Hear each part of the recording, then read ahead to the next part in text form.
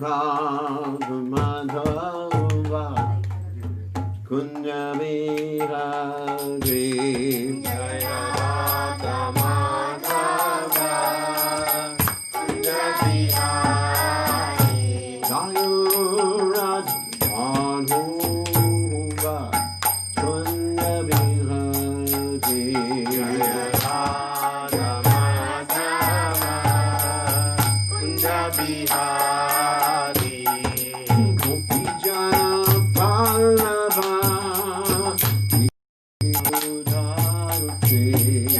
Gopi Jana Vallabha Girvaradhari Gopi Jana Vallabha Girvaradhari Gopi Jana Vallabha Girvaradhari Yashodanandana Brajajanarandana Yashodanandana Brajajanarandana Sudanandana Brajajanarandana Sudanandana Brajajanarandana Gunate Ravanacharate Ravanacharate Yamunate Ravanacharate Nanati Ravanacharate Jai Kunda Virare Jaya Radha Madhava Kunja Bihari Jaya Radha Madhava Kunja Bihari Jaya Radha Madhava Kunja Bihari Gopi Jana Vallabha Girvaradhari Gopi Jana Vallabha Girvaradhari Gopi Jana Vallabha Girvaradhari Gopi Jana Vallabha Girvaradhari Yashodanandana Brajajanarandana Yashodanandana Brajajanarandana Sudanandana Brajajanarandana Yashodanandana Brajajanarandana Gunate Ravanacharate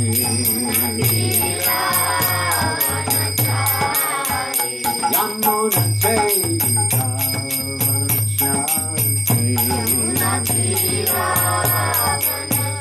Ravanacharate Hare Gunaram Madhuva Kunja Bihari Jaya Radha Madhava Kunja Bihari Jaya Radha Madhava Kunja Bihari Jaya Radha Madhava Kunja Bihari Jai Om Vishnupad Paramahansa Paravatikacharya All Stutella Satashi Shimad His Divine Grace Sabaya Chanana Bhaktivedanta Goswami Maharaj Srila Prabhupada Ki Jai ISKCON Founder Acharya Srila Prabhupada Ki Jai Anandagoti Vaishnava Vrinda Ki Jai Namacharya Srila Haridas Thakur Ki Jai Prem Say Kaho Shri Krishna Chaitanya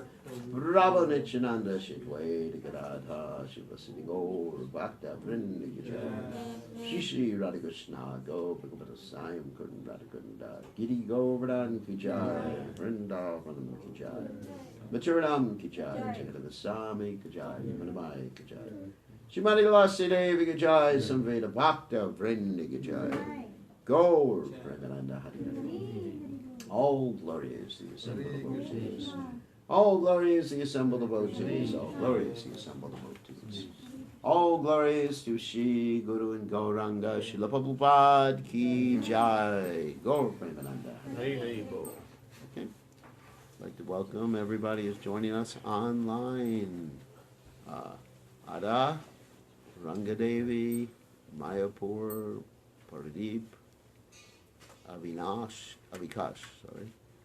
Gula, Anton, Leela Shakti, and a lot of people. Okay, so today we're going to talk about Brahmacari life, which is a good topic for the Ekadasi. Today is Nirjala Ekadasi.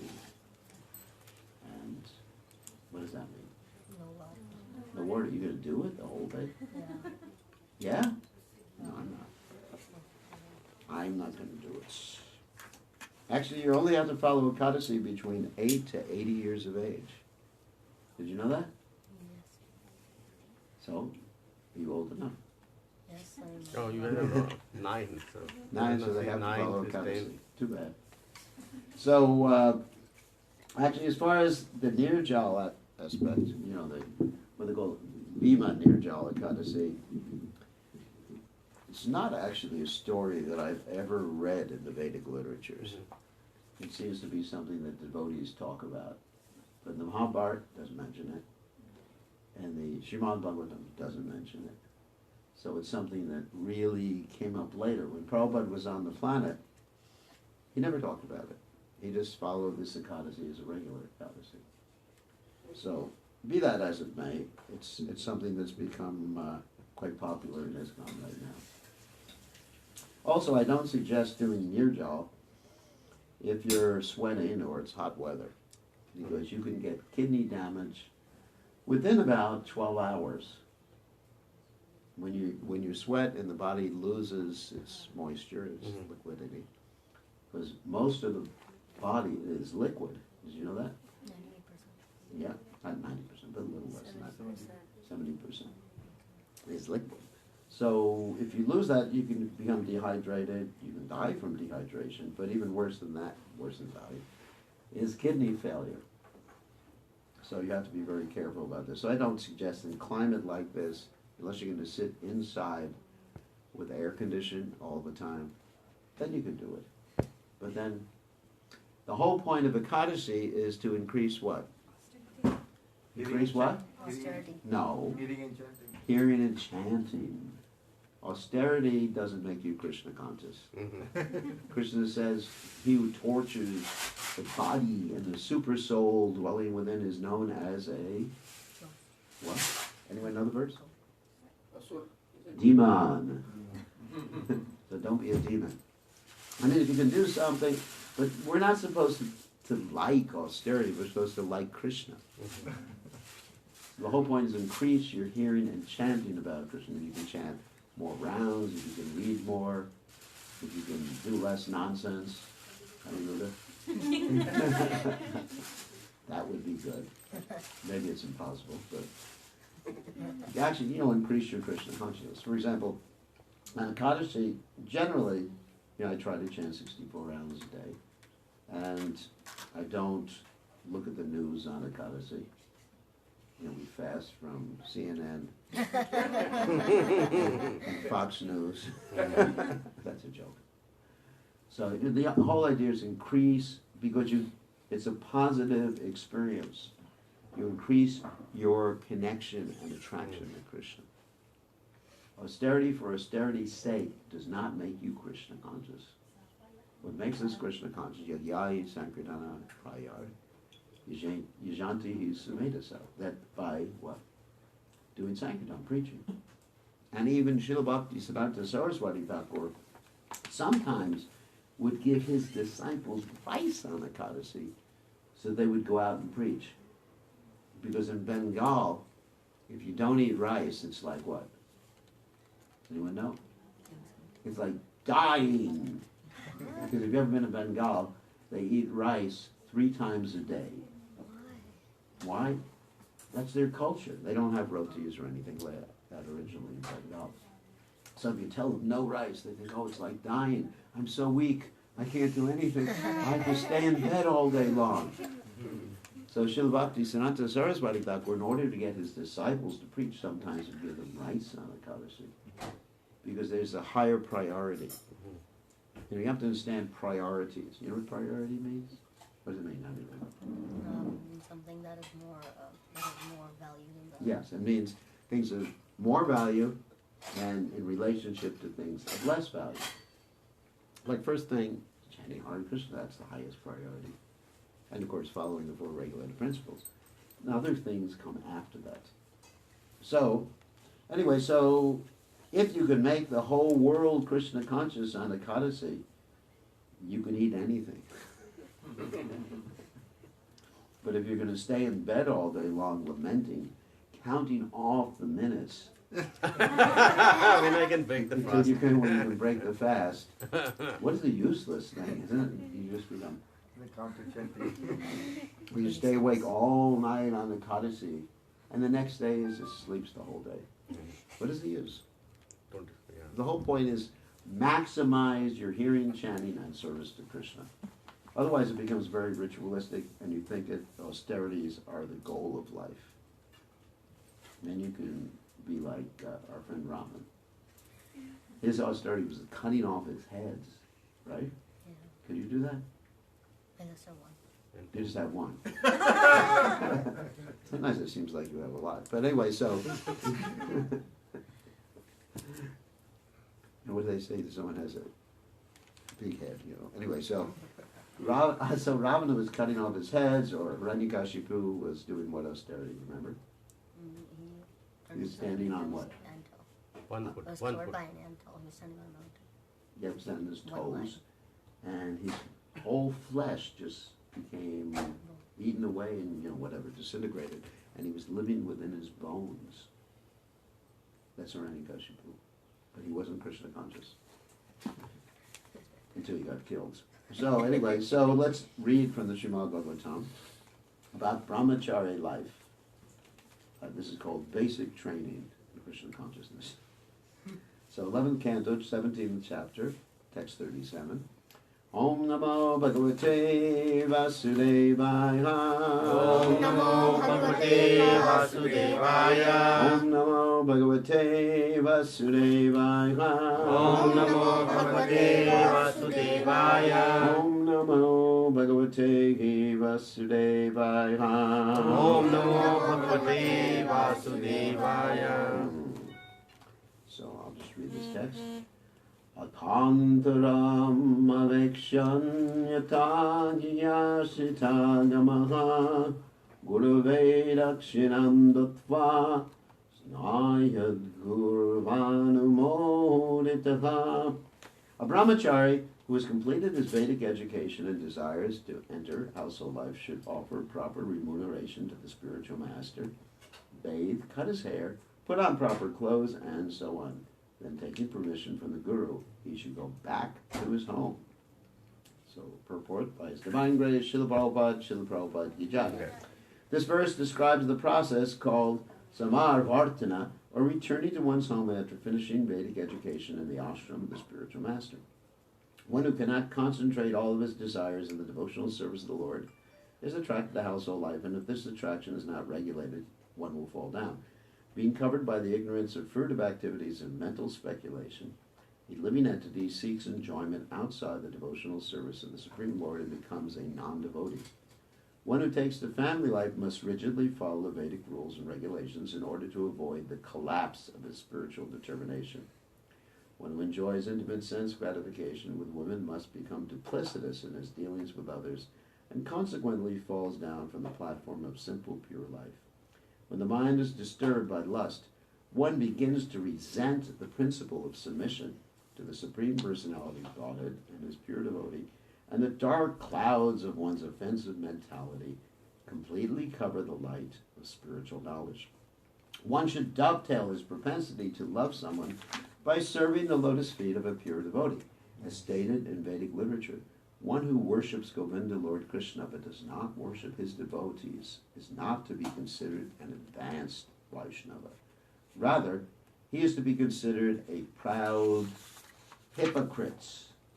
What's a hypocrite? A person who claims to be someone loving something else. Yes, it says one thing and does another thing. Like someone who instructs their children, don't smoke, and the person smokes. Right? That's a hypocrite.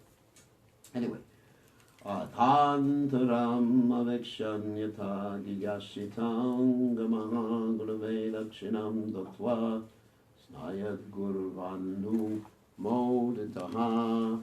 So, Omagana Chindandasha Gananjana Shakaya Chakshura Vidikam Hematasmai Shigurema. So, this sort of training is very, very important in Krishna consciousness. And this is mentioned actually elsewhere in the Srimad Bhagavatam, Brahmacari Gurukule Vasandanda Gurohitam Archiyam Dasavagnicho. That a brahmachari and a brahmachari and everybody should be trained up to work. It says, first of all, the first part of the verse says, to live in the place of the spiritual master, like Gurukul. So one has to make his home like the place of the spiritual master. The home should not be seen simply as a place to have parties. The home should be seen as a place that is meant for the service of the spiritual master, Brahmacari Gurukule. Vasandantar Goror Hitam. He learns to control his senses, to work for the benefit of the spiritual master, Goror Hitam. Archyan Dasavan. He learns good behavior. Yadyada Charati Shreshtas. And then Dasavan, this is very important. He learns what? You know what Dasavan means? Servitude. Yeah, it means full of service. Just like we have the word Bhagavan, which means full of opulence. Krishna's full of opulence. So Dasaman means full of service. So in other words, he imbibes the spirit that that's his identity. Generally we think my identity is what? The body or things related to the body. Like my identity is I'm American or Indian or man or woman or an engineer, if you want to be, or a member of this family. But one's identity is Jivera Swarupoha Nitya Krishnas, right? What does that mean? Internal identity is Krishna. It's Krishna's servant. Everything else is called an upadi. Upadi means a designation, just a label. You put labels on people all the time. Like, you're a rascal. That's a label. You're talkative. That's a label. So, anyway, beyond these upadis, sarvapadi vinirmutam tatparatoina nirmalam rishikena rishikesha sevanam bhakti ruchite. That we're meant to be servants of Rishikesh, who's Krishna, the proprietor of the senses. So in order to learn that, one has to be disciplined by the spiritual master. That's essential. Because if you're not disciplined or guided by someone who is present on this earth planet, you're just going to think, I know what God wants me to do. Like, for example, I speak to many Christians, and they say, Jesus is in my heart, and he's telling me what to do. You ever hear that? And I say to them, is Jesus telling you to go to the bar? Because they go they all go to the bar, drink, whatever. He's telling you, wow, pretty good Jesus, He's telling you to go to the bar. He's telling you to eat meat. Wow. No, he's not, because people do not know what Krishna is saying unless they're absolutely pure devotees. The super soul is in our heart. Brahmayan Savrabhutani. So Krishna is directing the wanderings of the living entities. Also 15th chapter, text 15 in the Gita, Matatskritir Gyanapohanamcha. And Krishna is giving us intelligence, remembrance, and forgetfulness. But we can't hear what he's saying because we are covered by our own selfish desires. Just like, I'm sure you've experienced, I'm using Anirudh as an example because it's more fun. That sometimes his mother will give him instructions and he doesn't hear, right? Always. That's pretty good. Instead of sometimes, she will say, do this, that. And she'll say, did you hear what I said? And he'll say, no, you didn't say it. I heard you say, enjoy. Sometimes he'll hear what he wants to hear, doesn't he? So that's us in the material world. we're hearing the super soul. He's saying, well, enjoy. Eat, drink, and be merry, for tomorrow you may die. I mean, we're hearing all these instructions from super soul. Not coming from super soul, they're coming from our own conditioning. So, therefore, in order to understand what Krishna wants, you have to have someone who's present in the earth planet. And that's the spiritual master of the transparent via media. And one has to somehow or other imbibe the discipline of Gurur Hitam. You're working for the benefit of the spiritual master, which is non-different than the benefit of Krishna because the spiritual master is transparent. Okay. And so in the traditional system, this would be done at the ashram of the spiritual master. And there's interesting stories that illustrate this. These stories are from the Mahabharata. Once upon a time, as you like stories, there was a Brahmacari in the ashram of his spiritual master. And this Brahmacari, he couldn't control his senses very well. So he was, to use a politically correct term, he was horizontally challenged. The adults can translate that for you. He was fat. Yeah, we don't want to say anything uncruel about fat. You know, horizontally challenged. You know, vertically challenged means you're very tall. But nowadays, actually, you have to use politically correct language. Like if someone, you know, if someone has anger, you just say that they're challenged with something, you know, challenged with anger or something, like anger challenged. You don't say they're an angry person anymore. If someone's stupid, you say they're mentally challenged. It's like people here are fat sometimes, they don't call them. No, you can't say that. That's called fat shaming. Yeah. That's an offense in America. It's an offense. You can't It's an do. offense. You can't do fat shaming. Of course, in India, if you're fat, you say you're healthy, isn't it? Mota. खाते पीते घर का है. Yeah, Mota. yeah, motorbike. One time I was giving an initiation in Fiji, and I didn't know what the word, you know, motorbike or motoma means. Anyway, so I was reading off the list of the initiates, and they say, okay, that's the next person to take initiation is motoma, mama or ma. Mai. Ma, Mota yeah. Mai. Yeah, and which means fat mother. So,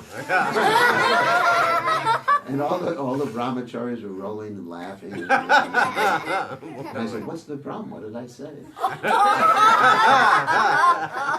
So then I had to learn some Hindi so I didn't get in trouble anymore. But in Gujarati it means big brother. Yeah, big brother, but in Hindi it can mean someone who's Mota older. Mai. Mota Mai. Yeah, yeah. Yeah, sometimes, and also, yeah, Gujarati does mean big brother, because I've experienced that. So you got to be careful what part of India you're in. So anyway, so there was this brahmachari who had trouble. And the guru wanted to discipline him, because an important part of spiritual discipline is learning how to control what, Aniruddha? The tongue. Like we chant every morning, what? No, not that prayer. Dharmade Jawayati Lomamori Suduramati So what does it mean? The most difficult sense of control is the tongue, right? And the tongue does two things that are hard to control. First, the eating, and what else? Speaking. The speaking. That's why we say Vacho Vegam, Manasakrota Vegam, Jiva Vegam, Pashta Vegam. What has to control tongue, belly, genitals, mind, anger, and words. So anyway, so this particular individual had to be trained up with the spiritual master. Not the spiritual master was cruel, but he was thinking of the benefit of the disciples. You know, sometimes people think, my guru is really cruel. He's making me do all these things. But actually it's for the benefit of the disciple. So he tells his disciple, all right, I want you to be trained up. So he sends him out to the field to take care of the cows, because he taught in this way, you know, he'll be a little austere. He won't be sitting waiting for the next prasadam to come.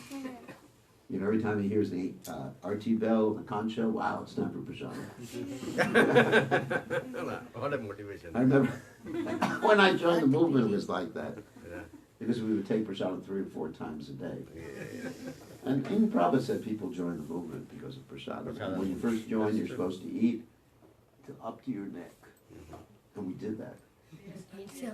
We all did That's that. a lot. And after eating the Sunday feast. We are stuck there, Maharaj.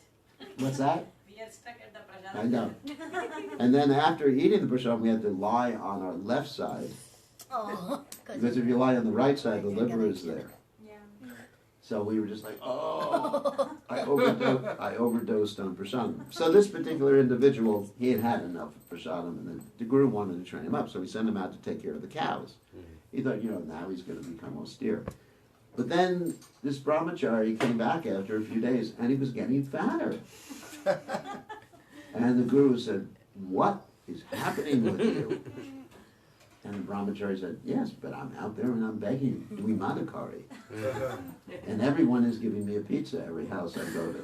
Not pizza, anyway, making it roti. And so the guru said, no, this is not proper. Because when you are begging, you have to give everything to your guru. And he said, yes, Guru Maharaj. So then the brahmachari went out for a few more days, and he came back and he got fatter, or horizontally challenged more. So he came back and he was bigger. And the guru said, what's happening? Are you offering everything to your guru and just giving it to your guru and not taking it for yourself? And he said, yes. I'm begging for my guru one time. Second time is for me.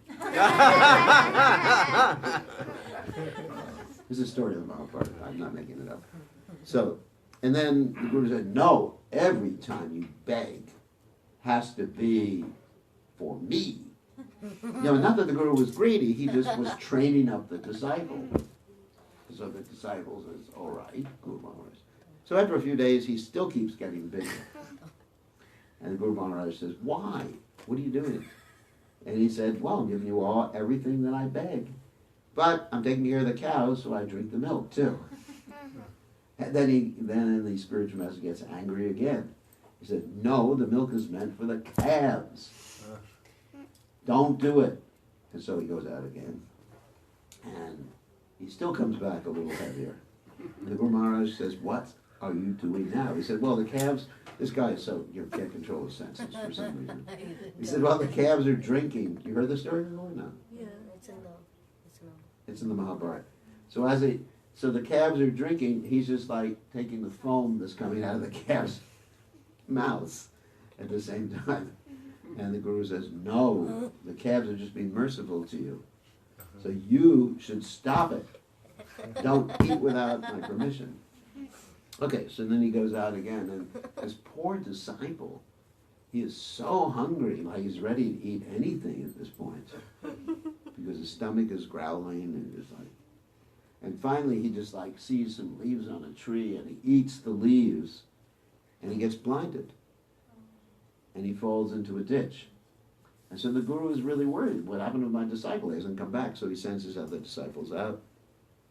And they see the disciple in the ditch. And the guru says to this disciple in the ditch that he doesn't take him out of the ditch, which is interesting. Because he's testing him. He says, you should pray to the Ashwini Kumaras. And they will restore your sight because you ate this poisonous leaf. And so therefore this disciple prays to the Ashwini Kumaras, the doctor demigods.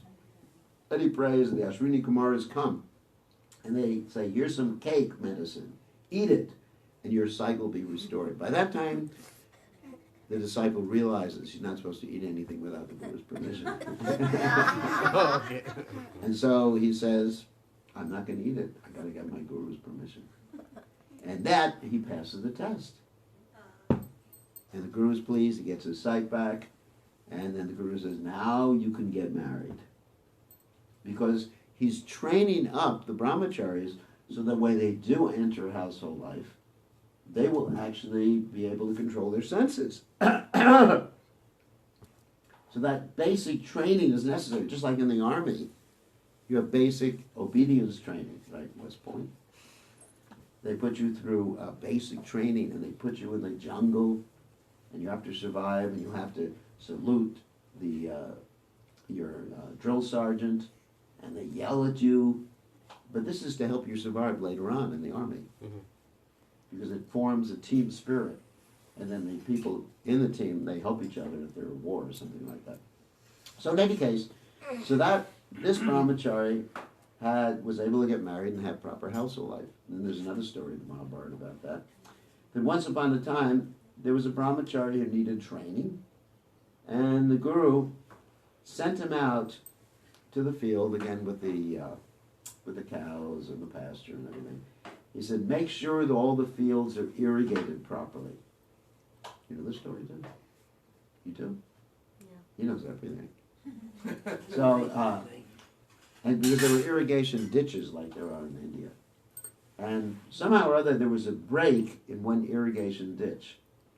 And this disciple, in order to follow his guru's order, lay down in the ditch so the water flowed over him. That's real surrender, isn't it? The water flowed over him, and he followed the Guru's instruction, pleased the Guru, and the Guru benedicted him and allowed him to go home and get married. So even with Krishna, when he excuse me, he went to the ashram, his spiritual master. What was his spiritual master's name, Aniruddha?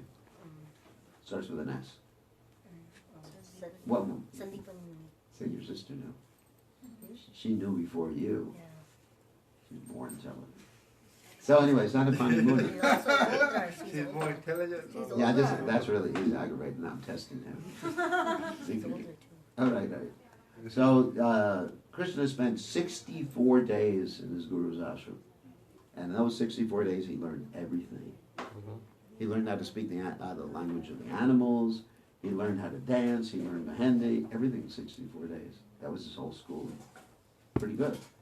And so then after that, just like is described here, he asks his guru, what does he ask his guru?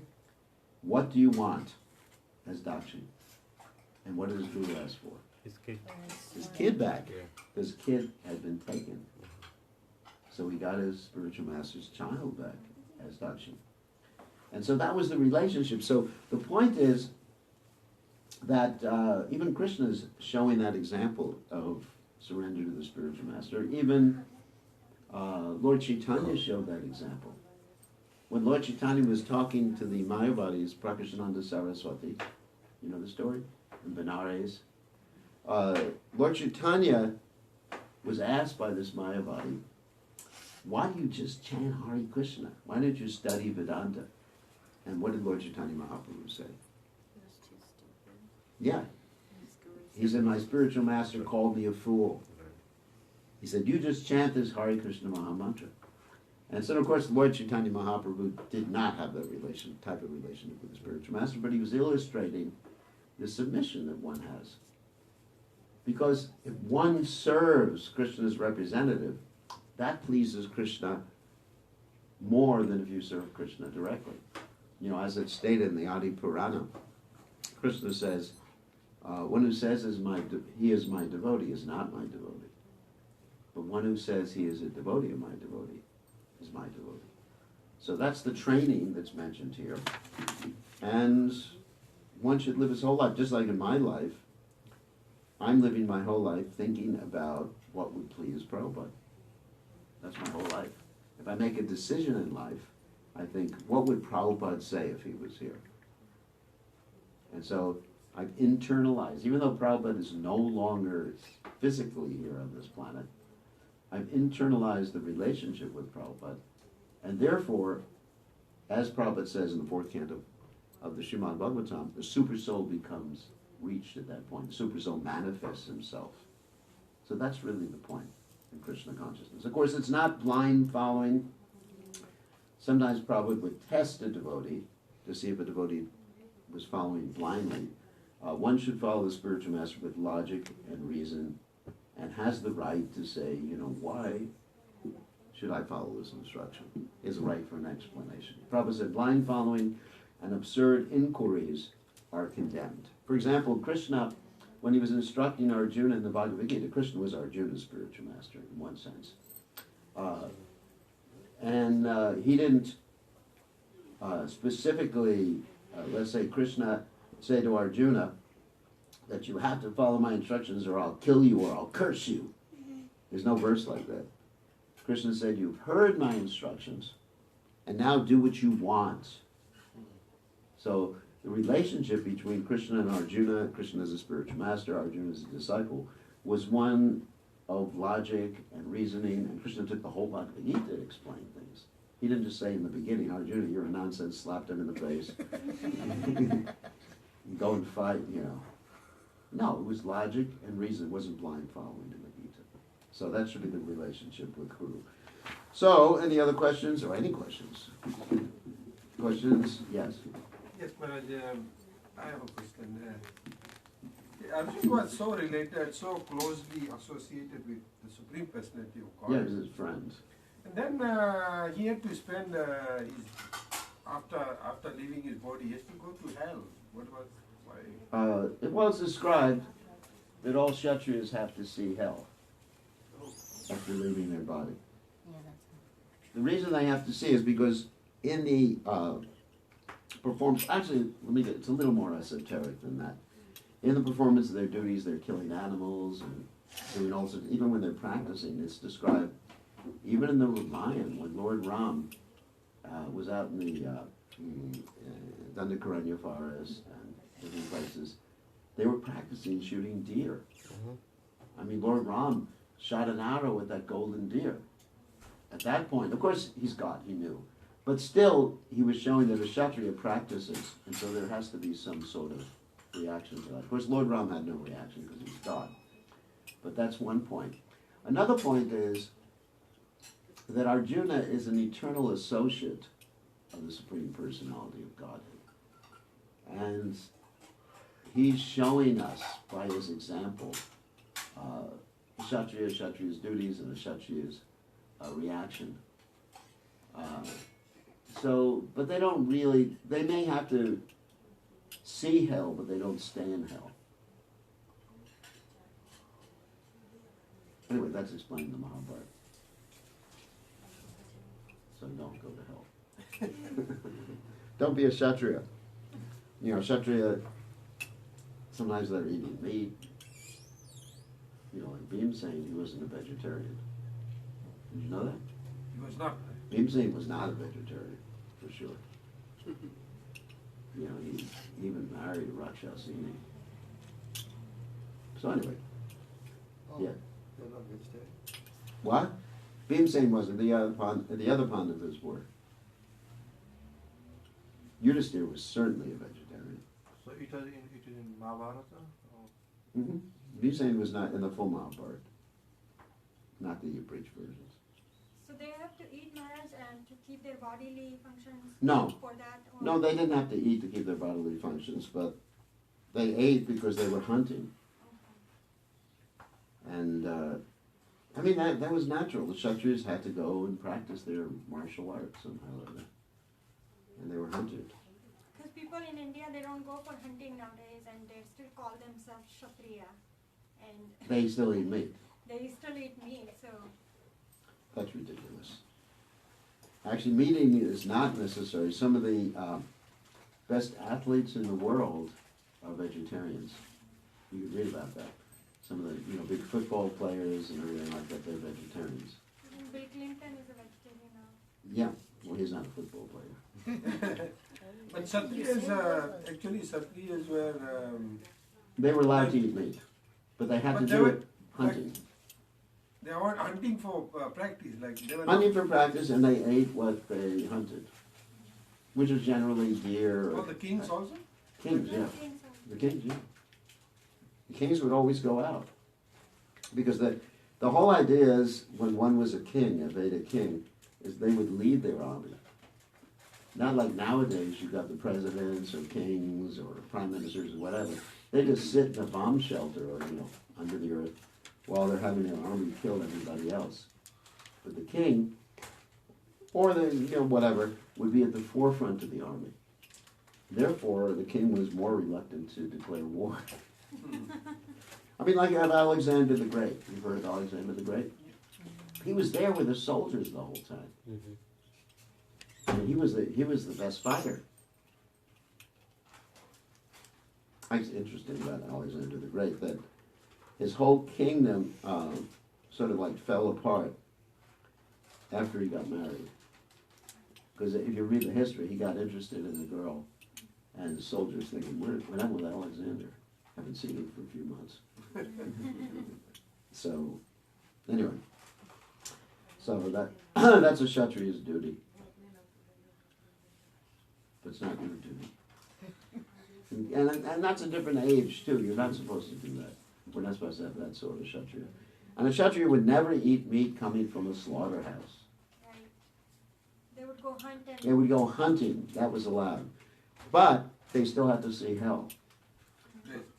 So they have to offer the meat to Goddess Kali or something like that? I don't know what they did. But somehow or other, it was authorized. No, they didn't offer meat to the goddess Kali. Actually, that's for Shaktas, who once a month can offer a goat to the goddess Kali, and they chant in the goat's ear, Mamsa Kadati, which means next life you get a chance to eat me. You will get to eat me. Once a month, they can do that. And that's kind of discouraging. When you say, next life, eat me, that's what mamsa means. Okay, any other questions? No, I think there was also one more, like I heard, like, because Yudhishthira Maharaj spoke lie. Oh, he Yeah. also spent. Yeah, so that's why he there to go to hell. Well, that was Yudhishthira, yeah. Yeah, Yudhishthira. Yeah. But he saw the other Pandavas there too, or he heard the other Pandavas there. No, they all went to Yeah, hell. he had a smell, bad smell. Then he had the voices of. Yeah, you heard the Pandavas there, but it's described in the full Mahabharata that all the Kshatriyas have to go and see hell. Oh, sometime. okay, right. That's the description. He specifically went because he told a lie. Lie, because Ashwatthama. Yeah, Ashwatthama is Yeah. dead. But actually, it's actually went because he didn't tell a lie. He didn't follow Krishna's instruction. Oh, because he Because Krishna modified gave him an instruction. and he modified it. Yeah, because Krishna says, Aham tvam sabapapayabhyo moksha yashami masucha. That if you do what I say, I will free you from all sin. So if Krishna says to lie, there's no sin in it. You know, Krishna says to kill, he's not saying that, obviously he was. There's no sin. If one does it on their own behalf, then there's sin. Correct. So, any other So questions? how we hear, Maharaj, how we can hear what Krishna really wants? That's why you need Guru. That's exactly what I've been talking about. But you were saying that now Prabhupada is not there, but you have internalized his teachings. So I've internalized. Yeah. When one becomes advanced to a certain extent in Krishna consciousness, one can internalize the spiritual master. So then you can. But also you have the association of other Vaishnavas too. It's not just the spiritual master. Right. It's all the other Vaishnavas, Sangha. Yeah. But not the ordinary. We have. What level of Vaishnava you have to see who. Yeah, you have to ascertain. Not your own level. Yeah, more advanced. Therefore we have Bhuya Makyati Purchati. One has to reveal their mind and competence. And take association with Vaishnavas. Like Prabhupada said, if we remain alone, we're like one stick that can easily be broken.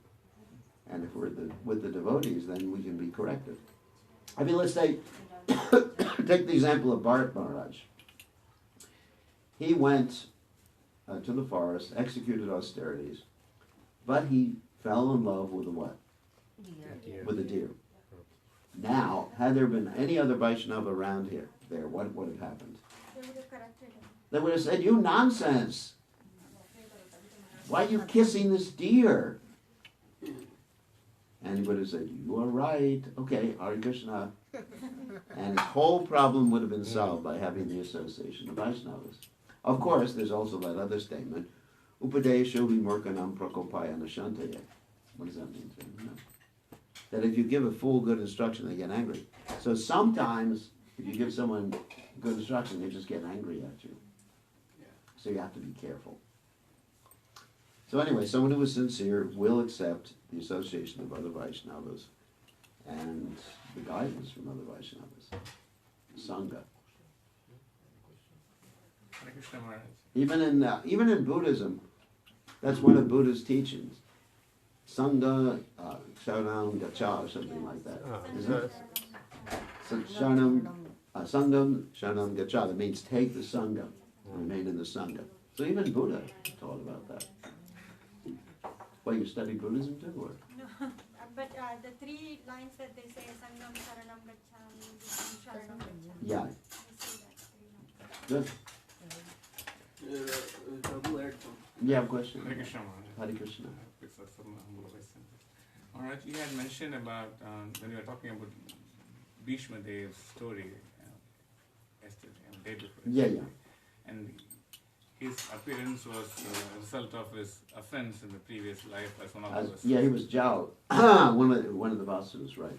And how do we understand Maharaj? He is a Mahajan and stealing is an immoral act and it's a reflection of an impurity in normal Yeah. sense. And how do we understand such an elevated Mahajan in his previous life could have an impurity?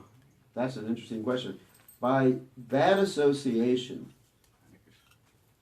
if one is not careful, even when one's a Mahajan, one can become influenced. And that's also mentioned by Srila Prabhupada after he appeared as Bhishma. Prabhupada said because he was eating food cooked in Duryodhana's kitchen, his mind became wicked. And in the Mahabharata, the full of Mahabharata, it describes that one time Duryodhana became very depressed and was going to commit suicide because the Pandavas had rescued him from the Gandharvas. I don't know if you remember that story in the Mahabharata. So anyway, so Duryodhana became very depressed and he went into meditation. He was fasting until he would die.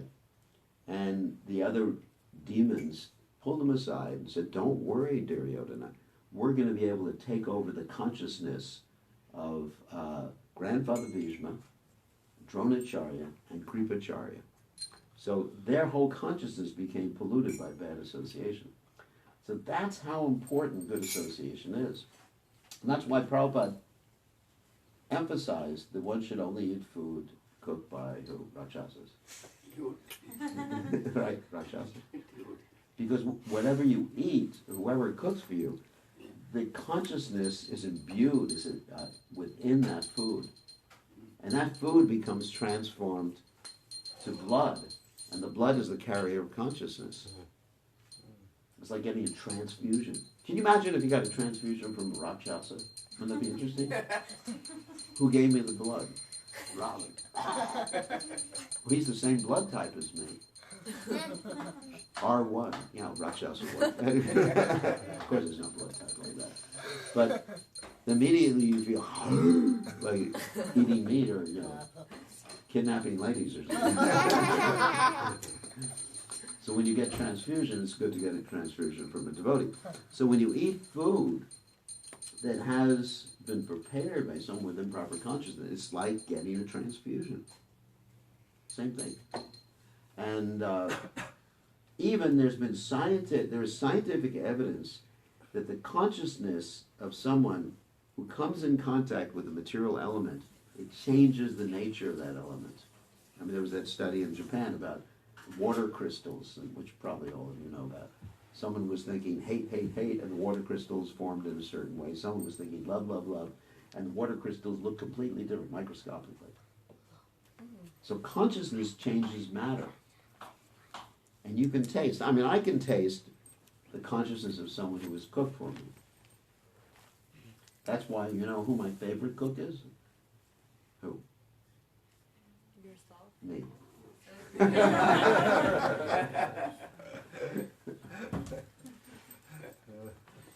Because I don't have to worry about the consciousness. Maharaj, I have one question on consciousness. Yeah. When Nityakeshwari Mataji's mother was in the hospital, Yeah. so what happened is that her body was functioning normally. We were saying she was breathing, she had her chest going up and down. Yeah, but the brain... Yeah, so where is the consciousness? Is it in the brain or in No, the it's in the heart. So where you The soul was there. The soul is still The there. soul was there, but the soul was not able to communicate because the brain wasn't working. Right. I mean, for example, if your computer goes down, are you still there? Yeah, I hope so. Some people are not. Their mobile phone. Actually, there was a study with young people one time with mobile phones. They took them away when they wanted to see what would happen if they took the mobile phones away for a few days. So after a few hours, the kids were actually having nervous breakdowns. You heard about that study? So anyway, the brain is simply the mechanism. The brain and the body and the nervous system is the mechanism through which the soul communicates. Now, if the brain is dead, the soul can't communicate with you anymore. Unless you happen to be a psychic, then the soul can communicate with you. But otherwise, the soul can't communicate. So even brain dead, the soul is still there. And it's important at that point not to keep the person alive artificially, because the soul is just like held up in like a suspended state. So I was asked the other day, is that mercy killing? Is that killing someone to take away the artificial life support? And I said, no. If artificially someone's being kept alive and you take that away, then let them pass away in a natural way. We had that circumstance in many cases recently. There was, of course, as Nichikishori knows, is Gargamuni. Gargamuni had this brain hemorrhage and a growth in his brain. And he was brain dead, and I told the devotees, you pull the life support off to allow him to go on. And the devotees were chanting. And it's interesting enough that when they took away the life support at the hospital, and they drove him to the hospital, he was breathing on, drove him to the temple, sorry. He was breathing on his own right until he got to the temple. And as soon as he got to the temple, it was just Stopped. left his body. Even with Brij Mataji Maharaj, when they removed the Yeah, they breathed ventilators for and some all, time. It took a long time. He had to come and he said she passed away now. So there was that time frame where There's a time frame because automatically the body breathes. Even if the nervous system isn't functioning, the brain isn't there, then the body continues with those activities for some time. So, but anyway, when the heart stops, then the soul leaves the body because the soul is within the heart. It's not when the brain is dead, the soul is not there. So in the physical heart, the soul resides in the physical Yeah, heart. yeah, well, that's not precisely in it. It manifests its presence within the heart. Soul is not material, so it can't reside. Like if you do a heart surgery, you don't see a little tiny soul. You don't see Krishna with 4 arms inside the heart, swimming around. But it's manifests its presence. The soul is always transcendental, but the soul is not allowed to proceed to its next destination until the heart stops. And when the heart stops, then unless one's a yogi, if one's a yogi, one can actually leave the body before the heart stops and then go somewhere else and then come back. Isn't that nice? You can leave your body, go out somewhere, vacation, Hare Krishna. go to Govardhan and come back in the morning. Yeah, there was one, I don't know, some say there is an incarnation or something. Kabir Das used to leave the body and enter different bodies. Yeah, also Shankaracharya did that. In order to experience something, he was having an argument. But anyway, in order to experience something, he did the same thing. So yogis can do that. They can, it's called astral traveling. One can travel with the subtle body and then enter it into another body.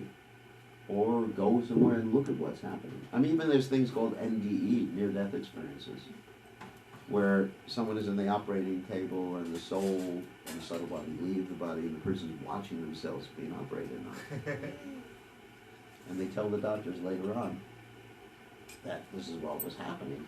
And they saw from the angle that they could have not possibly seen from had they been down in their bodies. I mean, I remember, I was having an operation recently, but I didn't leave my body. That was under anesthesia, but the anesthesia didn't work so well, so I heard everything the doctors were talking about. And they were talking about cats. What? Cats, C-A-T-S. And I was ready to just like scream out of it. You operated on me. Be serious.